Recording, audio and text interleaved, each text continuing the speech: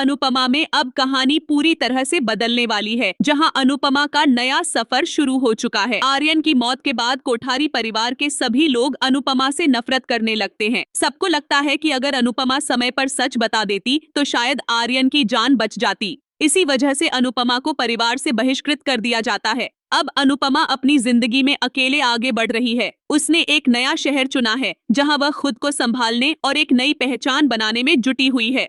दूसरी तरफ राही और प्रेम भी अपनी जिंदगी में काफी आगे बढ़ चुके हैं, लेकिन अब प्रेम के मन में भी अनुपमा के लिए नफरत भर चुकी है और उसने अपने सारे पुराने रिश्तों से नाता तोड़ लिया है। इसी बीच राही प्रेम के बच्चे की मां बनने वाली होती है। यही एकमात्र वजह है कि अब कोठारी परिवार में माही को थोड़ी बहुत इज्जत दी जा रही है, वरना पहले तो राही को कोई ठीक से बात तक नहीं करता था, क्योंकि सबको लगता है कि जो कुछ भी हुआ उसकी जड़ अनुपमा है।